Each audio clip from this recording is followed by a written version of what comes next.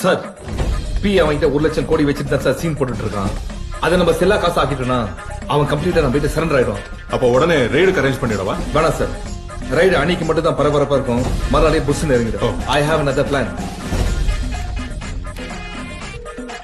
மித்ரோ बोलो शिवा इन पन्नो சார் செல்லம், அந்த அசிஸ்டன்ட் கமிஷனர் சிவாவை போட்டுரு.